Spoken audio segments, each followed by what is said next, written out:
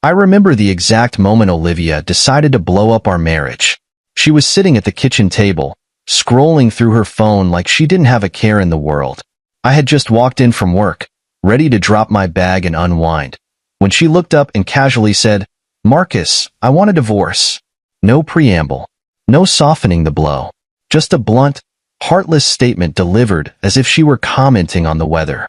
I froze for a second, unsure if I'd heard her correctly. "Excuse me?" I asked, my voice calm despite the storm brewing inside me. "I said, I want a divorce," she repeated, with a tone that suggested I was somehow too slow to comprehend the first time. I should have been angry, maybe even devastated.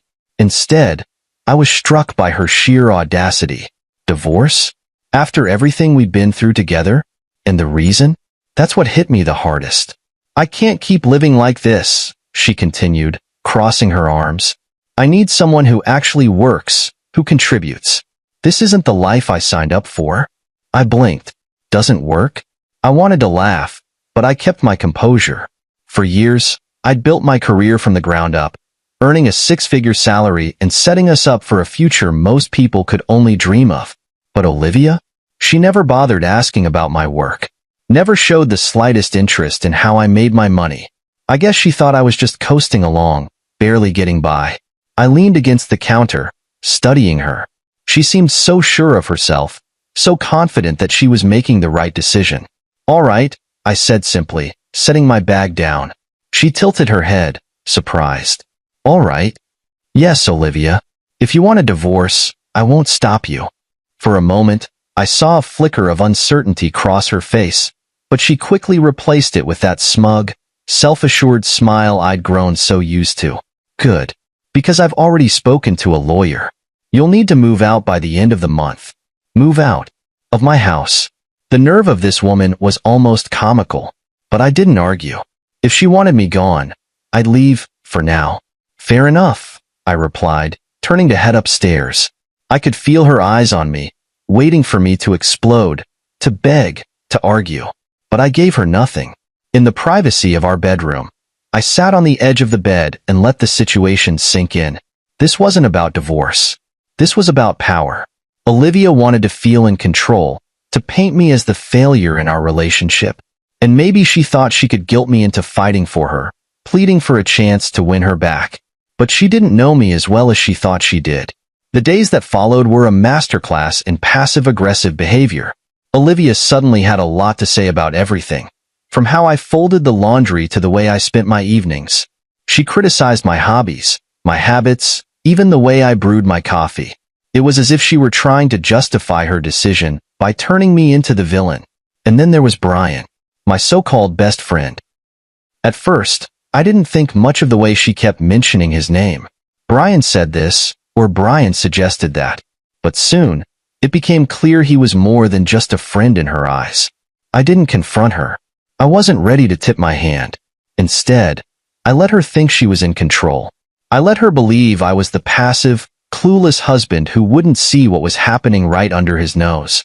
One evening, as I packed a suitcase with a few essentials, Olivia leaned against the doorframe, arms crossed and a smirk on her face. "So, have you figured out where you're going to stay?" she asked, her voice dripping with condescension. I zipped up the bag and turned to face her. "Don't worry about me, Olivia. I'll be just fine." She huffed, clearly annoyed by my calm demeanor. "Good. Because Brian and I are planning a dinner party here next weekend. It'd be awkward if you were still hanging around." Dinner party? In my house? With my best friend? The gall was almost impressive. "Don't worry," I said, shouldering the bag. "I'll be gone long before then." As I walked past her, I caught a glimpse of her smug smile. She thought she'd won. She thought I was slinking away in defeat. But what Olivia didn't realize was that she had just handed me the match to light the fuse. If she wanted to burn everything down, I was going to let her. And then I'd watch as the flames consumed her and Brian both. Sometimes, the best revenge isn't shouting or fighting. It's silence. It's patience. It's letting the other person dig their own grave while you quietly prepare to bury them in it. And trust me, I was just getting started. Betrayal is an insidious thing. It doesn't announce itself with fanfare or fireworks. No, it sneaks in quietly, disguised as casual conversations and harmless gestures until one day, you wake up and realize everything you thought was solid has been chipped away. Olivia's request for a divorce was the first crack. What followed was the steady crumble of everything I thought I knew about her and Brian. Yes, Brian. My best friend, or at least, the man who had held that title for years. I should have seen it coming, but hindsight is a cruel companion. At first, it was subtle. Olivia started mentioning Brian's name more often than usual. Brian said this, or Brian recommended that. She'd say casually over dinner. I'd nod, not thinking much of it. After all, he was a close friend to both of us. But as the weeks went on, his name slipped into our conversations more frequently, and with a certain warmth that made my stomach twist. The first real red flag came on a Saturday afternoon. Olivia had just come back from one of her lunches with Brian. She was laughing, her cheeks flushed in a way I hadn't seen in years.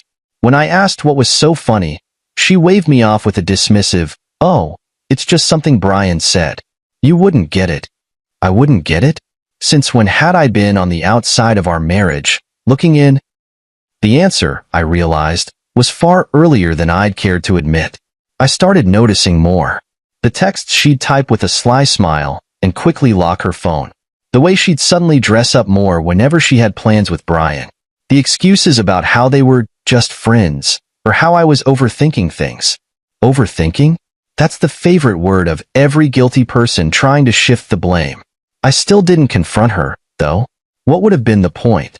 She'd only deny it, spin the narrative to make me look like the paranoid husband who couldn't handle her having male friends. So, I let her think I was blind, too preoccupied with my own life to notice hers unraveling. The real blow came when Brian showed up at my house uninvited. I was in the middle of packing, fitting my life into suitcases, as Olivia had so graciously requested, when I heard the doorbell. Opening it, I was met with Brian's ever-confident grin. He strolled in without waiting for an invitation. "Marcus, my man," he said, like we were still the closest of friends. "How's it going?" I stared at him, every ounce of patience in my body strained to its limits. "What do you want, Brian?" I asked, keeping my voice even. He leaned against the wall, all nonchalance and charm. "Just checking in. Olivia told me you were moving out, and I thought I'd see if you needed any help." Help. From the man who was quite literally moving into my life. The audacity was almost impressive. "I've got it handled," I replied curtly, turning back to my packing. Brian lingered, and when I glanced over, I could see the wheels turning in his head. He wasn't just here to check in. He was here to rub it in, to stake his claim. "Listen," he said, his voice taking on a tone he probably thought sounded sincere. "I know this must be hard for you, but things happen, you know? Life's unpredictable." "Things happen," I echoed, turning to face him fully. I took a slow step closer, forcing him to meet my eyes. "Yeah, Brian, things do happen, and sometimes they come back to bite you." "For the first time," he faltered. The confident smirk wavered, replaced by something almost resembling uncertainty. I didn't wait for him to recover. I turned back to my suitcase, effectively dismissing him. "You've always been a cool guy, Marcus," he said awkwardly, retreating toward the door. "No hard feelings, right?" I didn't respond. Silence is a powerful thing, especially when someone is desperate for a reaction. Brian left without another word, and as his car disappeared down the street, I let out a breath I hadn't realized I'd been holding. That night, as I lay in the bed that would soon no longer be mine, I replayed the events of the past few months. The missed signals, the lies, the betrayal. I could have been angry, could have confronted them both and demanded answers. But what would that accomplish? They'd already written me off as irrelevant, a footnote in their story. What they didn't realize, though, was that I wasn't the passive, clueless husband they thought I was. I had been paying attention, taking mental notes, and carefully planning my next steps. If Olivia and Brian thought they could waltz off into the sunset together without consequences, they were in for a rude awakening. Because betrayal doesn't end when the truth comes out. No, that's when the real game begins. And as far as I was concerned, this was a game I was fully prepared to win. Divorce. It's such a clean word for something so messy. It implies finality, a simple end to a complicated story. But when Olivia and I walked into that courtroom, I realized this wasn't an ending for her. For her, it was a victory lap, a celebration of what she thought was her upgrade. She came dressed to impress, in a tailored dress that screamed sophistication and with a confident smile that made my stomach churn. And there, not too far behind her, was Brian, lurking like a shadow. He didn't come into the courtroom, of course. He wouldn't dare. But the fact that he was there at all said everything I needed to know. Olivia wasn't just divorcing me. She was flaunting her betrayal as if it were a badge of honor. "Marcus, let's not drag this out," she said when we sat down across from each other at the negotiation table. "I don't want this to be harder than it needs to be." Harder than it needs to be? The irony wasn't lost on me.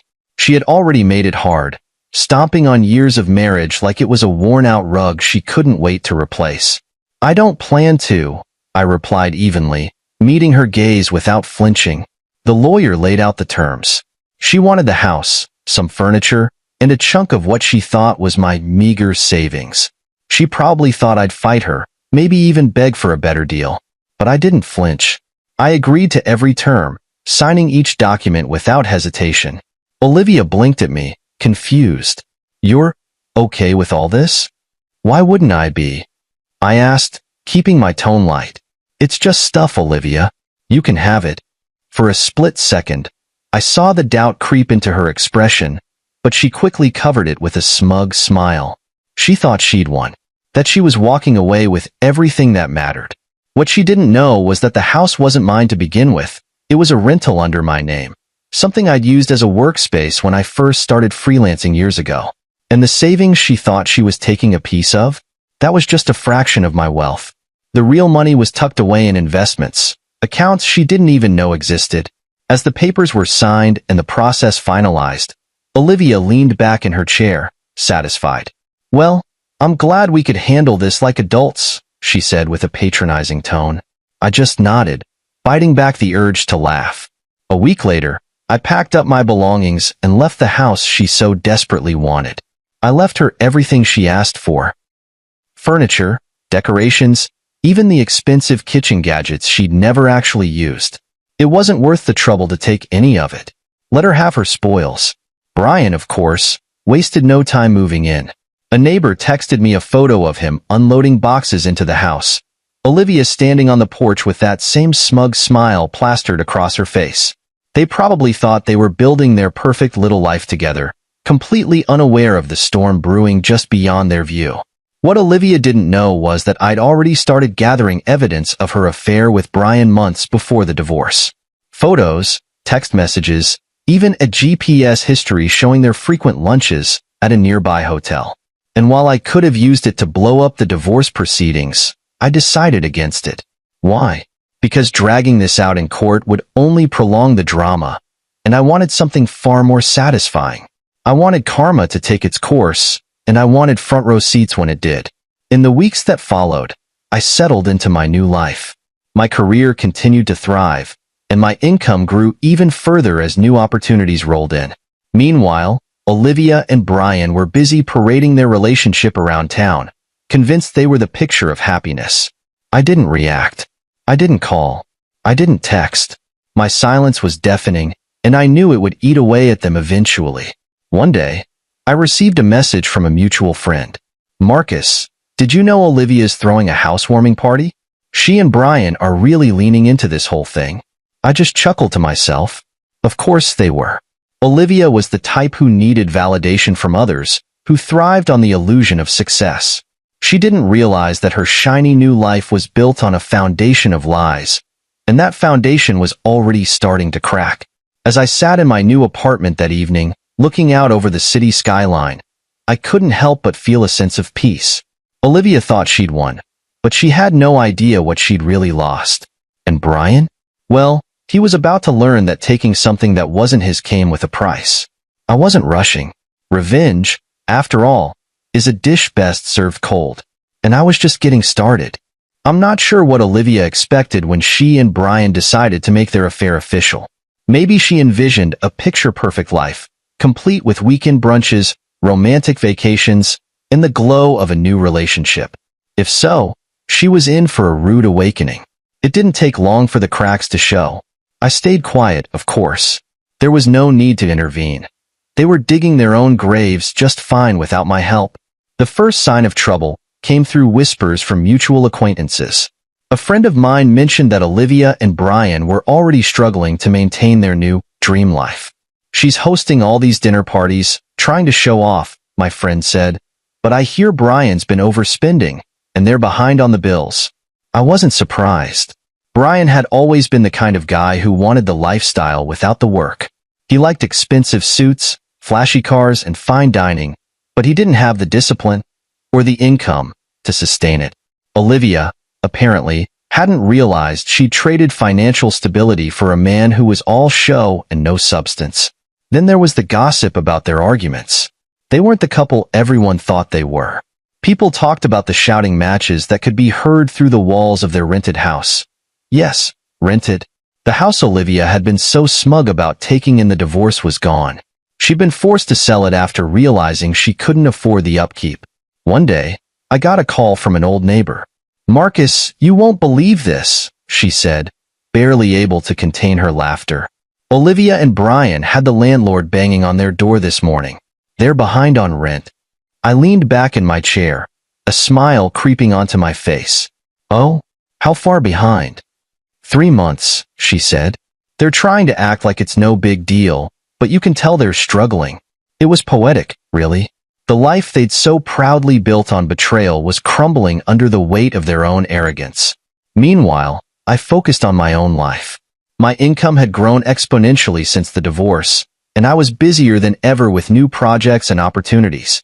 I poured myself into my work, building something real and lasting while Olivia and Brian stumbled through their hollow relationship.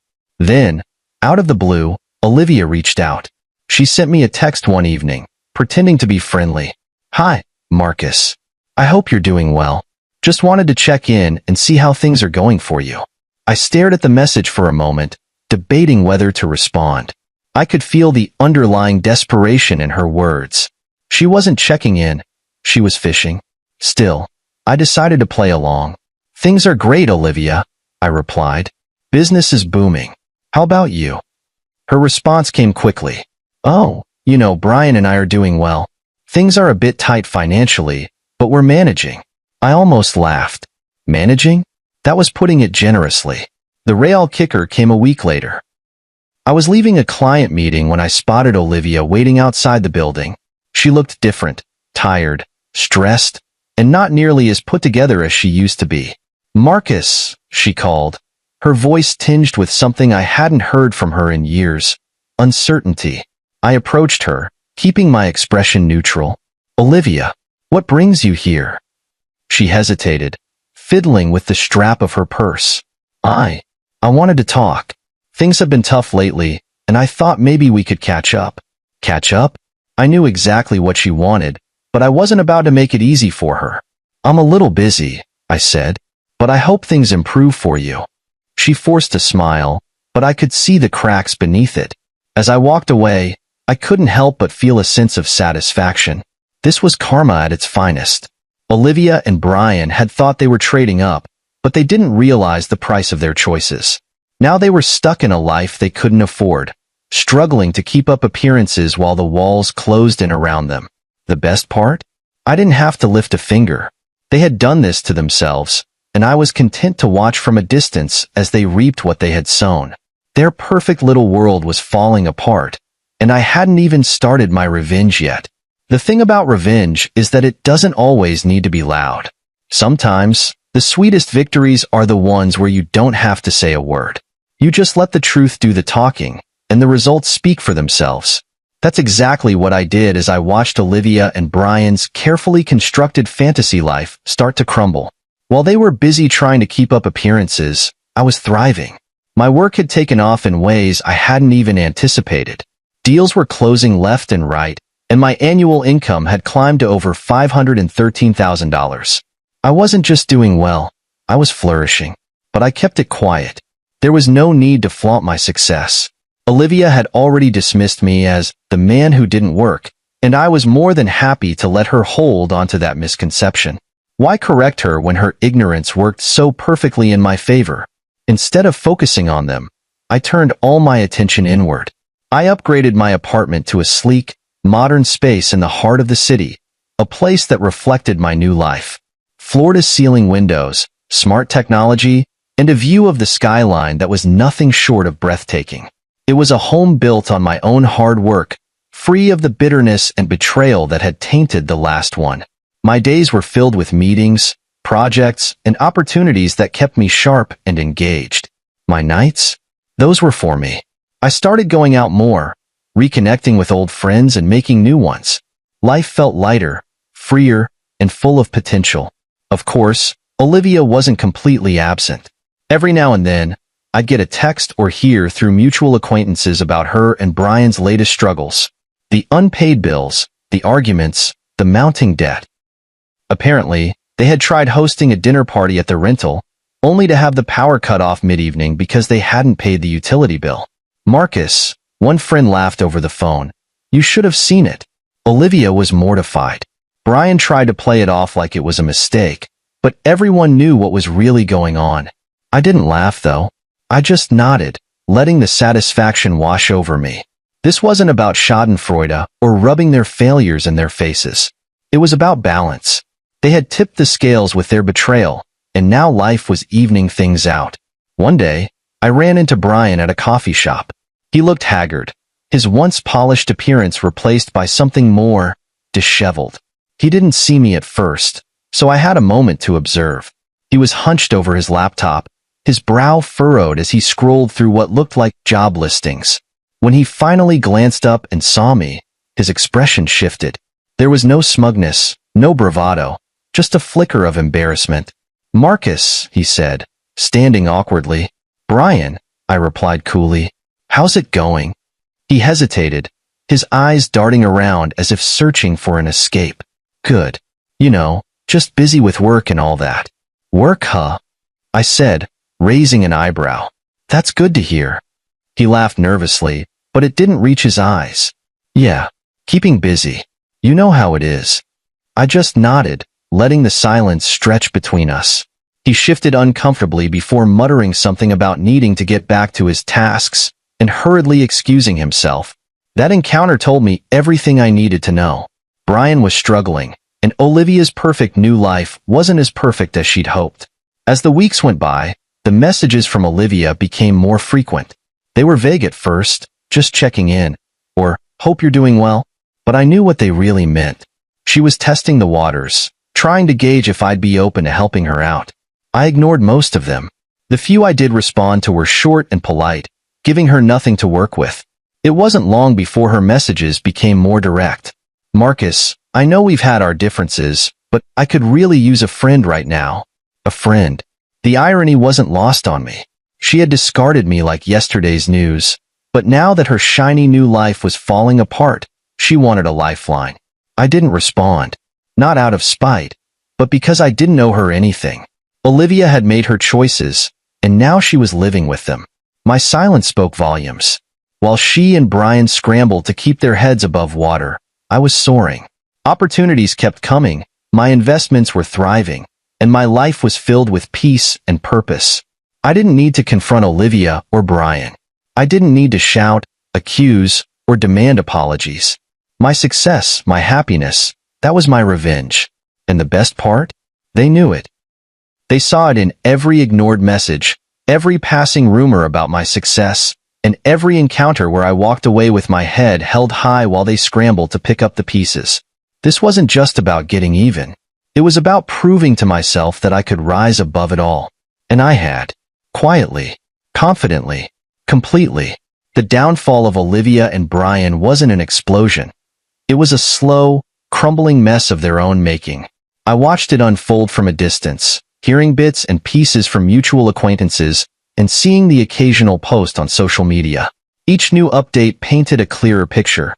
They were drowning in their own hubris, and the water was rising fast. At first, Olivia tried to keep up appearances. She continued to post pictures of her and Brian at fancy dinners, vacations that looked far more luxurious than they likely were, and snapshots of their perfect life. But the cracks were starting to show. The dinners became less frequent, the vacations non-existent, and the smiles in their photos began to look forced. Then came the whispers. People started noticing that Olivia wasn't as put together as she used to be. Her once perfect hair and designer clothes were being replaced by cheaper alternatives. Brian, the ever-flashy showman, was now recycling outfits he used to wear only once. It wasn't long before the gossip turned into direct updates. One day, a mutual friend called me with the news. "Marcus, you'll love this," she said, barely containing her laughter. "Olivia and Brian are in some deep trouble. Apparently, they're months behind on their rent." I raised an eyebrow, surprised but not shocked. "Rent? I thought they owned that house." "Not even close," she said. "They've been renting it this whole time. Word is, they're on the verge of being evicted." I let out a small chuckle. It was poetic justice, really. Olivia had fought so hard to take that house in the divorce, only to find out she couldn't afford to keep it. The financial troubles didn't stop there. Another friend mentioned that Brian had been laid off from his job.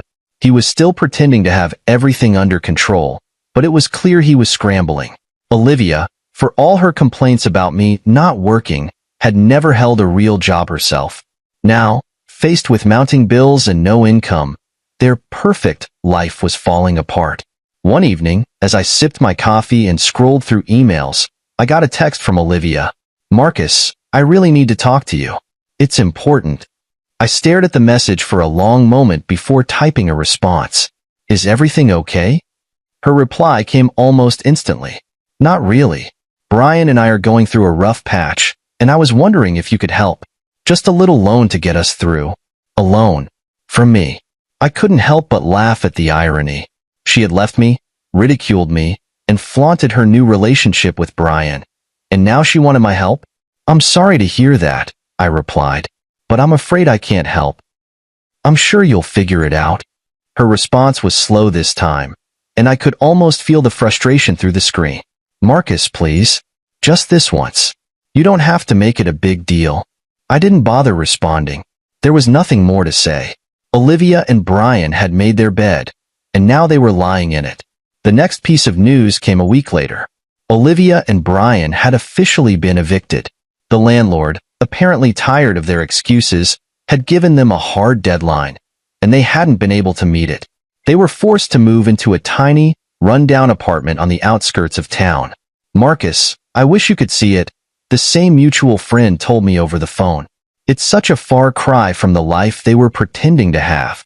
Olivia's barely holding it together, and Brian looks like he's aged 10 years. I didn't gloat. I didn't need to. Their downfall wasn't about me. It was about the consequences of their own choices. Olivia had traded a life of stability and support for a fantasy that couldn't withstand reality. And Brian, well, he was reaping exactly what he'd sown. But the most telling sign came during another unexpected encounter. I ran into Olivia at a grocery store, her cart filled with store-brand essentials. She looked up, saw me, and froze. "Marcus," she said, her voice shaky. "Olivia," I replied, keeping my tone neutral. She opened her mouth as if to say something, but no words came out. She looked defeated. The confident, smug woman who had demanded a divorce and flaunted her affair was nowhere to be found. "I hope you're doing well," I said, breaking the silence. She nodded quickly, her eyes darting away. "You too," she mumbled before pushing her cart down the aisle. As I watched her walk away, I couldn't help but feel a strange mix of emotions. Satisfaction, yes, but also pity. Olivia had made her choices, and they had led her here. This was the life she had fought so hard to create, and now she was trapped in it. I didn't need to say or do anything to make her regret what she'd done. Life had already taken care of that for me. And as I walked out of the store that day, I realized that sometimes karma doesn't need a push. It just needs time. It wasn't long before everything came to a head. I knew it was coming. It was inevitable. People like Olivia and Brian don't handle consequences well. When their carefully constructed illusion of success starts to crumble, they lash out, looking for someone to blame or someone to bail them out. One morning, as I was finishing up a client call, My phone lit up with a number I hadn't saved. But I knew it. Olivia. For a moment, I considered letting it ring out, but curiosity got the better of me. I picked up, keeping my tone calm. Marcus speaking. Her voice was tense, on the verge of cracking. Marcus, we need to talk. I sighed, leaning back in my chair. About what, Olivia? There was a pause, as if she were trying to find the right words. About everything. About Brian, about us. I raised an eyebrow, though she couldn't see it. Us? The nerve of this woman. Olivia, there is no us. That ended the day you handed me divorce papers. What's this really about? She hesitated again, her voice lowering. We're struggling, Marcus. Things haven't been easy since everything happened. I just thought maybe we could talk. Maybe you could help. Help. There it was. The real reason for her call. Help with what? I asked, feigning ignorance. Financially, she admitted, her tone filled with forced humility. Just a loan. To get us back on our feet. I couldn't help but let out a laugh. Olivia, you left me because you thought I wasn't good enough. That I didn't work hard enough, or make enough money for you. And now you want me to fix the mess you made? Her voice sharpened, defensiveness creeping in. You don't understand. Brian and I just hit a rough patch. A rough patch? I cut her off. Olivia, you made your choice. You left me for Brian. You thought he was the better option. And now, you want me to clean up after you? Not a chance. She started to protest, but I didn't let her. You wanted to be free, Olivia. Free of me. Free of my lack of ambition. So enjoy that freedom. I have no interest in being your safety net. I hung up before she could respond. The next encounter wasn't over the phone. It was in person. A week later, Olivia showed up at my office unannounced. She looked frazzled. Her once polished appearance replaced by something much more desperate. Marcus, she said as she stepped into my office, ignoring my assistant's attempts to stop her. We need to talk. I leaned back in my chair, folding my arms. You've got 2 minutes. Make it count. She launched into a tirade about how difficult things had been for her and Brian, how the world had been unfair to them, and how she was only asking for a small favor. Olivia, I interrupted, you made your decisions. You left me for Brian, thinking you were upgrading your life. How's that working out for you? Her face flushed, anger and embarrassment mixing in her expression. Marcus, I know I hurt you, but you don't have to be so cruel. I thought you were better than this. Better than this? I laughed. You thought I was a failure, Olivia. You thought I wasn't good enough. Now you're here, begging me for help because your perfect life isn't so perfect after all. I owe you nothing. Just then, as if the universe wanted to drive the point home, Brian walked in. He must have followed her, because his timing was too perfect to be coincidental. He looked even worse than Olivia, disheveled, stressed, and clearly out of his depth. Marcus, he said, trying to sound casual, but his voice was shaky. Can we talk man to man? I stood up, walking around my desk to face him. Man to man? I echoed. You mean the same way you talked to me while sleeping with my wife behind my back? Save it, Brian. He winced but pressed on. Look, we made mistakes. But Olivia and I are in a tough spot, and we thought, maybe you'd be willing to help us out. Just a loan. Something small. I shook my head, laughing again. Unbelievable. You betrayed me, lied to me, and now you want me to bail you out? The audacity is impressive, I'll give you that. Brian's face turned red, his hands balling into fists at his sides. You don't have to be a jerk about it, Marcus. I stepped closer, my voice low but firm. I don't owe you anything, Brian. You made your bed. Now lie in it. Olivia reached out, her voice pleading. Please, Marcus. We're desperate. I turned to her, my voice calm but cold. Desperation doesn't erase betrayal, Olivia. You both made your choices, and now you're living with them. This conversation is over. Without another word, I walked to the door and opened it, gesturing for them to leave. They stood there for a moment, stunned, before shuffling out, their heads hanging low. As the door closed behind them, I felt a sense of closure. They had thought they could manipulate me, guilt me into helping them, but I was no longer the man they thought they knew. This wasn't just about revenge. This was about standing tall, knowing my worth, and refusing to let the people who betrayed me pull me down. And as I sat back at my desk, I couldn't help but smile. They thought they'd broken me. Instead, they'd set me free. The beauty of betrayal is that it has a way of turning on itself. Brian and Olivia thought they could escape the mess they created by sticking together, but the cracks in their relationship began to grow into full-blown fractures. It was almost poetic to watch them unravel under the weight of their own decisions. The first sign came from a mutual acquaintance, Carla, who always seemed to have her ear to the ground. She called me one afternoon, her voice practically dripping with gossip. "Marcus, you're not going to believe this," she began. "What now, Carla?" I replied, already amused by her dramatic tone. "It seems Brian has been, how should I put this, seeing someone else?" I laughed, a genuine belly laugh that I hadn't experienced in a while. "Seeing someone else? Are you serious?" "Dead serious," she said. Apparently, Olivia caught him texting another woman. Some young thing from his new job, if you can believe it. I shook my head. The irony was so thick I could taste it. Brian, the man who had betrayed me with Olivia, was now betraying her in the exact same way. Karma didn't just catch up with them. It ran them over. The fallout was swift.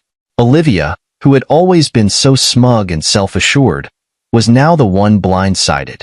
From what I heard, she confronted Brian in a spectacularly public fashion, screaming at him in the middle of a cafe. He tried to brush it off. Carla continued, relishing every detail, said it wasn't a big deal, and Olivia completely lost it. She threw her coffee at him. I could almost picture it. Olivia, who had once gloated about leaving me for a better man, now reduced to throwing lattes in public. It was almost too good to be true. But it didn't stop there. The woman Brian had been texting wasn't just a random fling. She was someone he had met at his new job, and she was everything Olivia wasn't. Young, carefree, and completely uninterested in settling down. Brian, being the impulsive idiot he was, had convinced himself she was worth risking everything for. Olivia, of course, didn't take the betrayal quietly. She demanded answers, demanded Brian fix the mess he created. But Brian was Brian, and fixing things was never his strong suit. Instead, he doubled down, blaming Olivia for their financial troubles and accusing her of being too demanding. Their arguments became the talk of the town. Neighbors reported hearing shouting matches late into the night, and more than one friend told me about awkward encounters where Olivia would burst into tears mid-conversation. At one point, Brian moved out, leaving Olivia in their dingy apartment with no way to pay the rent. She called me again during this time, her voice shaking with anger and desperation. "Marcus," she started, not bothering with pleasantries. "You were right about Brian. He's a liar and a cheat, and I can't believe I trusted him." I leaned back in my chair, letting her rant. I could have offered her sympathy or said something conciliatory, but where was the fun in that? "Olivia," I said after she paused for breath, "you made your choice. You chose Brian over me, thinking he was the better man. How's that working out for you?" She was silent for a moment, and I could hear her breathing hard on the other end of the line. Finally, she muttered, "I don't need your lectures, Marcus. I need your help." "No," I replied firmly. "What you need is to learn to live with the consequences of your decisions." She hung up on me after that. From what I gathered later, Brian didn't come back. He moved in with his new girlfriend, who eventually realized he was just as unreliable as Olivia had. Last I heard, he was couch surfing, unable to hold down a job or a relationship. Olivia, on the other hand, was left to pick up the pieces of her shattered life. She had no job, no savings, and no one left to turn to. Her family had distanced themselves from her, tired of her constant drama, and even her friends had started to drift away. The very life she had fought so hard to build with Brian had turned to ash. And I didn't have to lift a finger. Karma had done all the work for me. There's a certain satisfaction in knowing that people like Olivia and Brian inevitably destroy themselves. They think they're clever, think they can manipulate and betray their way into happiness, but life has a way of humbling them. And while they were busy tearing each other apart, I was thriving. My work was flourishing, my life was peaceful, and my future was brighter than ever. The best revenge, they say, is living well. And by that measure, I had already won. The funny thing about hitting rock bottom, when you're the one betrayed, humiliated, and discarded, is that you find out just how resilient you really are. For me, the divorce wasn't the end. It was the beginning. A fresh start disguised as devastation. Olivia and Brian had burned the bridge behind them, but I was already building a better one ahead. After the divorce, I made one promise to myself. I wouldn't let their betrayal define me. I would rise above it, not just for the sake of revenge, but for the sake of my own peace. And that's exactly what I did. The first step was investing in myself. I upgraded my apartment to a sleek penthouse in the heart of the city. Floor-to-ceiling windows, minimalist furniture, and a view that reminded me every day how far I'd come. It wasn't just a place to live. It was a statement, a symbol of my new life. My career, already stable, began to flourish in ways I hadn't imagined. Freed from the stress of Olivia's constant criticisms and Brian's backstabbing, I threw myself into my work with renewed focus. Clients noticed. New contracts poured in. My annual income skyrocketed, hitting $513,000 and climbing. And then there were the unexpected opportunities. My expertise and reputation in my field led to speaking engagements, partnerships, and investment offers. Every success felt like a quiet victory, a reminder that I was more than the man Olivia had underestimated. Socially, I began to rebuild as well. Old friends who had drifted away over the years reconnected. New friends entered my life, people who appreciated me for who I was, not what they could gain from me. I started attending events, networking with like-minded individuals, and even taking the occasional weekend trip just for fun. But the most significant change was internal. I learned to value myself in ways I never had before. For years, I had poured so much energy into keeping Olivia happy, trying to meet her impossible standards, that I had lost sight of my own worth. Now, I was reclaiming it. Therapy helped, too. I won't pretend I did it all on my own. Talking to someone impartial, someone who could help me process the betrayal and the lingering anger, was invaluable. My therapist once told me, "Marcus, you're not responsible for other people's choices. You're only responsible for how you respond to them." Those words became my mantra. And then there was my creative side. I'd always dabbled in writing and photography, but now I had the time and energy to take it seriously. I started a blog, part personal journal, part professional insights, that quickly gained traction. People resonated with my story of rebuilding, of turning pain into progress. Every now and then, I'd hear whispers about Olivia and Brian. Their downward spiral had become something of a cautionary tale among our old circle of friends. The latest updates were always the same.